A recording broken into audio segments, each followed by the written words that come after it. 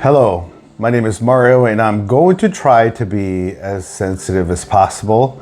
I am not from Generation Z, as you can tell, but this video is to try to help to reach those that need help with mental illness or just some encouragement and things like that. I would suggest, if you're watching this video and this is the first time you come across my video has to do with mental illness, maybe grape, maybe neglect, those kind of subjects. The subjects that most of us don't have the money to go to a professional and talk about. I'm lucky enough to have a really good friend for a very long time that obviously we were a good soundboard for each other, and we worked things out amongst ourselves, and which really helped. So I hope that you have a friend that you can do the same with. So having said that, I'm going to read this article, and you may or may not know some of these statistics, but I'm going to offer my 2 cents and see if you guys can maybe try to see it from my point of view, and maybe it'll help you guide you in a different way, because I'm really concerned with Generation Z, because a lot of people are really depressed and pessimistic, I guess you would say, and maybe you would have some reasons for that, and maybe I can help you change your mind, or at least look at it from a different point of view. All right, but let me get started. So it's a rite of passage for any new generation to be labeled lazy and feckless by their elders. And so it was for 20 somethings last week, with the news that they are more likely to be out of work because of mental health problems. Instead of taking seriously the idea that mental health crisis was developing, it was far easier to re-ink some cliches about work-shy snowflakes and Generation Sick Note. Such insults have been levied at every generation for those now labeled millennials, Generation X, baby boomers, and the silent generation, and even as far back as Horak and Aristotle in ancient times. Basically, in my opinion, and maybe yours, the government doesn't want to give anybody health care. All the money that they're giving out to all sorts of countries for shenanigans could be used for our own people, but it's not. It's not. So we should have free health care for everybody. We dish out enough money, okay, for it. None of you should be hurting. Everyone should have anything available for us, okay? Yet perhaps there is something different happening with Generation Z. 1 in 3 18 to 24-year-olds now report symptoms indicating they have experienced a common mental health problem, such as depression or anxiety disorder, compared with 1 in 4 in 2000. If you're suffering with anxiety, you're thinking about the future a bit too much. If you're depressed, you're dealing with the past way too much. You see, the only thing that you can change or control is you, not the person next to you, not your teacher, not the adult down the road, but you, not some country, not what's going on in some country. The only thing you can control is you. It's getting to you. The world has been burning since I was a kid, and wars will always be wars. All right? The reason the world is the way it is because of men. And when I say men, I mean mankind. All right? The evil that is within us, the hate, the prejudice, right? the envy, the slothfulness, the greed. It's within all of us. That's why the world is the way it is. And it comes down to an individual level that you need to stand up for yourself, that you need the power to look within yourself. You have everything you need within you. You're a strong person, no matter what anybody told you, no matter what these articles say about you, no matter what the federal government says about you. You are a special human being, just as I am. Okay? But nobody's really told you that you have everything you need within you. You're a strong person and you need to worry about you. There's nothing that you can do or control outside of you. Okay?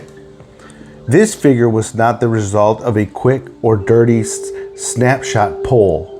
It was one result from the 3-year research program by Resolution Foundation think tank, funded by Health Foundation, charity, the research analysis, blah, blah. Finding is backed up by evidence of high-level mental ill health among young people, according to Charlie. But the thing with these researchers or researched articles, you have to understand who paid them. See, whoever has the money controls the narrative, just so you understand. All right? I'm a lot older than you, and I know what I'm talking about. All right? So there are lots more young people being prescribed antidepressants. There you go.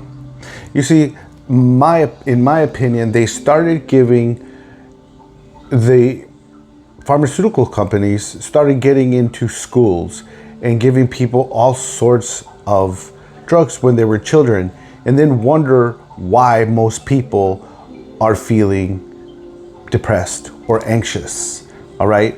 They went in there and meddled with chemistry. All right?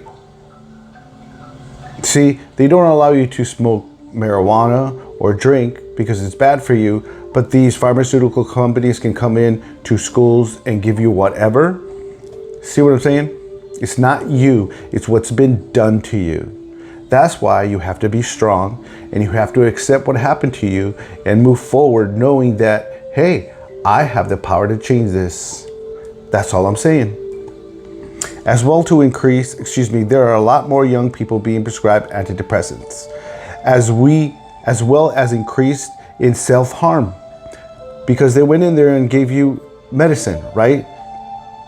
Your body never really had a natural growth because these people kept putting chemicals in you, right? Makes sense, right? Well as increase in self-harm, particularly for young adolescent women, and I'm sure men too, okay? And an increase in disability claims for young people. What could explain this? Is the rise simply the result of greater recognition of the signs of mental ill health now that there is less stigma in admitting to having problems? No, it's just that, prescribe. It's been just about prescribing and prescribing. It's the problem of the pharmaceutical companies and the government. These people work together to get you hooked on meds. That's what this is about. Why do you think they went over to Afghanistan and stuff like that for the opium? Pharmaceutical companies. Could there be something to the accusations that young people are less resilient?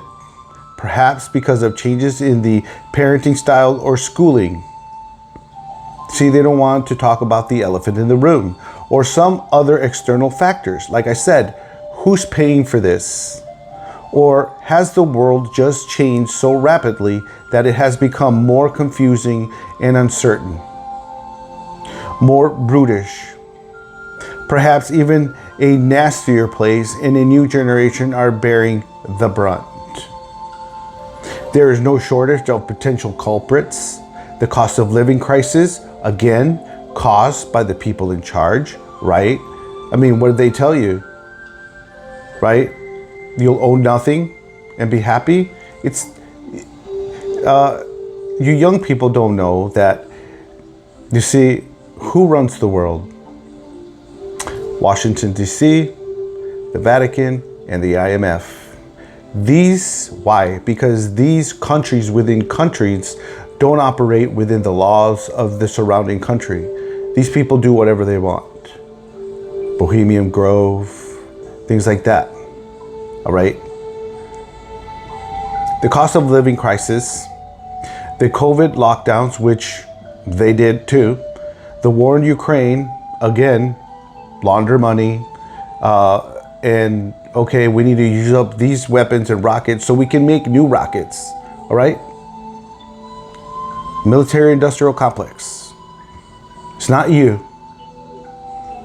Don't let these people blame you. Okay? The world loves to do that. Climate crisis doesn't exist. Think about it. For all these years, up in Florida, people have been making condos off the coast of Florida.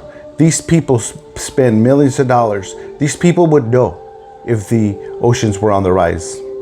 There is no such thing.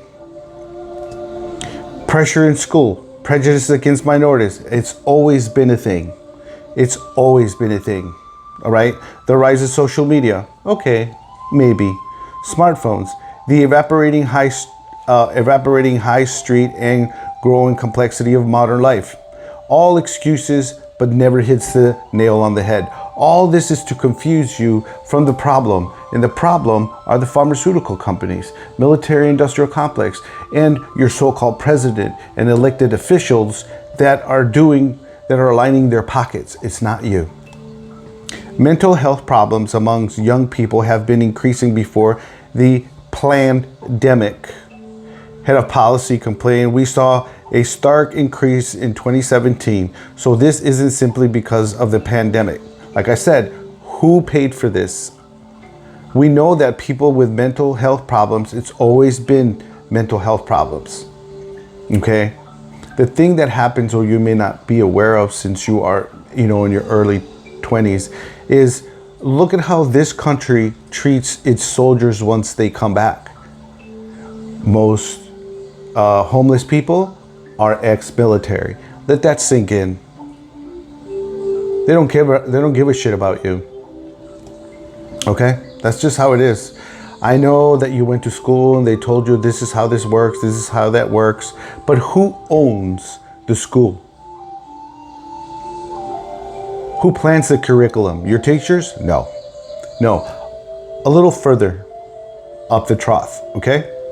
We know that people with mental health problems find themselves stuck in low-paying, insecure work because these corporations don't want to pay you more money. Your life is worth more than $7. Your life is worth more than $10, okay? It's not you. It's the elephant in the room that they don't want to talk about. After the financial crisis, which they caused, we saw an increase in mental health problems immediately afterwards. We really needed a concrete effort to address public mental health needs, but they never do. Back in 2008, you may not have been alive, okay? Who caused that crash? The banks. So what did the government do? Only bailed out the banks. You see what I'm saying? It's not us. They didn't help us. A couple of 1,600 checks here and there in the pandemic. Come on. All right. The answers to these questions are not straightforward. Here are 6 people experiencing some of the issues given their views. And I like some of this, and maybe you can understand some of these people here. And again, you have to understand this is all about you. You have to take charge of you. Your country's not going to help you. All right. Neighbor's not going to help you. You have to be happy within yourself. You have to see that, guess what? You can either look at the glass half empty or half full. Which would you rather have? You see, If you are not happy, you do not attract things to you, like money, like people, like jobs. I know it sounds a little funny for you, but it's about energy. Energy, frequency, vibration. That's what life is about. Okay? So if you don't rise up in the scale of feelings like sadness, right? Or being scared, the highest level, the highest frequency is love. So if you're not happy, content, and rising up to love, or if you don't love yourself, boy, will you have a very hard time in life. Okay? Because if you stay sad, you're never going to change if you don't change how you feel about yourself. So you will always feel sad. All right? If you subscribe to my YouTube channel, there's a lot of other videos that will help you change who you are to be an amazing person for yourself, because you deserve it. Okay, so let's see what Daniel has to say. I won't read all of these, okay, and I won't keep you long. All right, Daniel Wilshire, life changed when he was 9 years old. Listen to this. Dad was a heavy drinker. I hope you're not drinking, because look at the damage that this person caused his son. All right, Dad was a heavy drinker, but a wonderful human being. You see, this person was suffering. His dad was suffering, because think about it. All the movies that you watch, right? Think about it and look at the next movies that you watch. Every problem for a man is handled with alcohol. She broke your heart, drink alcohol. You want to get together with your friends, alcohol. Okay? What happens is these people who own the movies, right? They put this in there, right? And then other things you don't pick up because your subconscious is picking everything else in the movie. You only operate with the left hemisphere, which is 10% of you. The 90%, which is the subconscious, picks everything up that you see, and it just builds up in there. So what am I saying? So that movie that goes into the real, right, will always tell a man that no matter what happens, if you find trouble, you need to drink alcohol. That will solve your problems. That's my point. Okay? I no longer drink. I drank for 25 years.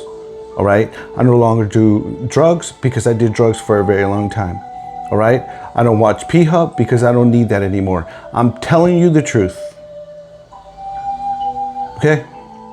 It's the people who are in charge who make you dependent, and then they don't help you. But at the end of all this, his dad took his life. That was obviously an event which flipped my entire world upside down. Listen to this. This poor kid had to grow up fast, and maybe you did too. And if you did, my heart goes out to you, okay? Wilshire came to terms with his father's death by developing developing the belief that the only person he could rely on was himself. At this point, he's right. And you can only depend on yourself. That he needed to become responsible of his family's happiness by becoming rich and successful. But you have to take care of you. You have to love yourself, okay? Because no matter how much money you make, you're gonna blow it all buying fancy things because you think you need all these things that you saw in the movies. Okay? I did it. I bought cars. Okay? I was married. I had a home and this and that. And where was it? It's gone. I didn't know how to appreciate it because I wasn't taught this. Neither were you. So he became responsible for his family's happiness by becoming rich and successful. And that since his dad had died by suicide, he would too. So not only is this young man facing an uphill battle being a young person, now his dad took himself out. That is terrible. He moved up to secondary school, very driven, very ambitious, and began to excel. Good for him. He was an academic high achiever, musically talented in the football, athletics, and rugby team. Good for you. Maybe you don't have these talents, right? And was eventually made head boy. Everyone missed what he described as behavioral breadcrumbing. I was asking people for help, but through behavior, not words, he said. See, this guy was hurting inside because no one taught him how to deal with the trauma. You see, because the world teaches boys, don't show emotions. You can do this. Be a man. Blah, blah, blah. Hey, that's just how it is. Emotional outbursts and illicit cigarettes at school turned into taking Class A drugs at sixth form college, writing songs about suicide, and skipping third quarter of his lessons. Daniel made it to his dream university, then dropped out in his third year and worked for 6 months until things fell apart. You see what I'm saying? Things will fall apart for you if you don't believe in yourself. If you don't take care of your mental issues like this man here, like this young man here, you're going to mess everything up. I did it. That's why I'm making this video. And I hope that this reaches out to some young people out there because I believe in you. All right. I believe in you because you need to believe in yourselves. All right. I was a mess. I started using drugs at a very early age. You know, an adult got to me when I was young, and that sent me down a really bad path, you know, and there's nothing wrong with you. All right. You just have to start learning how to love yourself. And I will see you in a later video.